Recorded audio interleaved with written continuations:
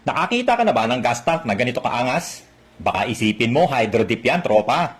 Hindi po, samurai paint lang yan. At syempre, isang malupit na technique. Tara tropa, ituturo ko sa'yo kung paano ko ginawa ito. Simpleng DIY lang to, yakang-yaka mo yan. At ito, yung TMX gas tank natin. Luma na to, kaya in-strip to metal ko muna ito. Tapos, nagmasilya din tayo dahil mayroon siyang mga dent.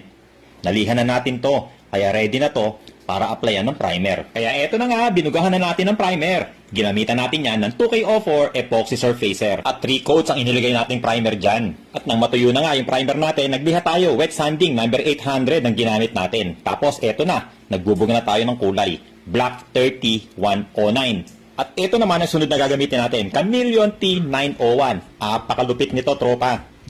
Apakaangas ng kulay nito.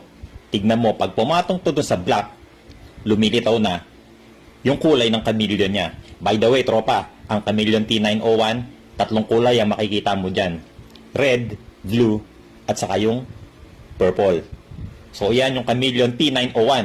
Ginawa natin dyan, binugahan natin yan, tatlong coats, tropa. Nang sa ganon, solid na solid yung kulay. At eto na, yung malupit natin technique. Ibabahagi ko na, tropa. Laundry net to. Ito yung lagayan ng mga labada. Lalo na yung mga masiselang tela kapag inilalagay natin sa washing machine.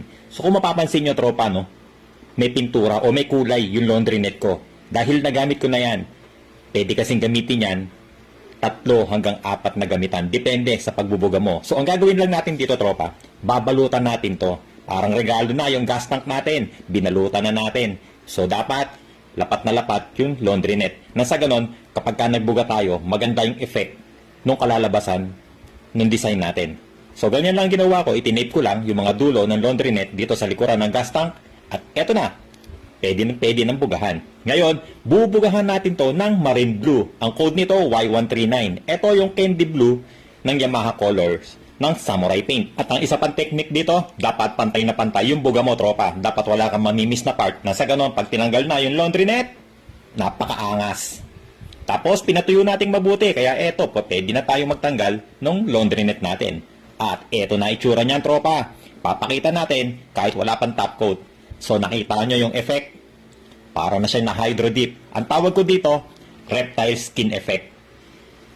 Hindi ko alam kung ano tawag ng iba dito. Basta sa akin, ang tawag ko dito, dahil ako ang gumawa nito, reptile skin effect. So ayan, tropa. Pwede na tayo mag-top coat. At eto naman ang technique sa pag-top coat, tropa. Kung mapapansin nyo, walang tintab to, di ba? Kasi nga, ang ginawa natin dyan, nagbuga tayo ng K1K clear ng 3 layers. Tapos, pinatuyo natin maghapon. Saka tayo nagliha. Wet sanding number 800 ang ginamit ko. So ngayon, magbubuga na tayo ng last and final coat. K1K clear pa rin ang ibubuga natin, tropa. Pero this time, ang application natin, wet application. Ang wet application na sinasabi ko, ito yung pagbubuga ng top coat clear na mas marami. Na para siyang basang-basa, tropa. Pero dapat tatansyahin mong maigi yan, tropa. Dapat hindi yan tutulo or luluha. Nang sa ganon, maganda yung finish na magagawa natin. Alright, tropa, tapos na. Eto na, yung TMX gas tank natin na naka-blue chameleon reptile skin effect. Angas ng tintab, tropa.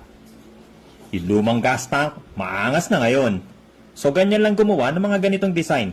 Pwede rin to sa mga fairings, tropa. Basta kayang balutan ng laundry net. O ayan, nakakuha ka na naman ng technique, tropa. Pwede mo na tong gayahin. Easy DIY lang naman, di ba?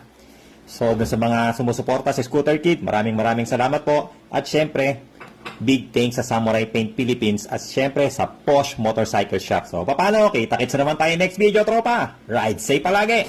Peace!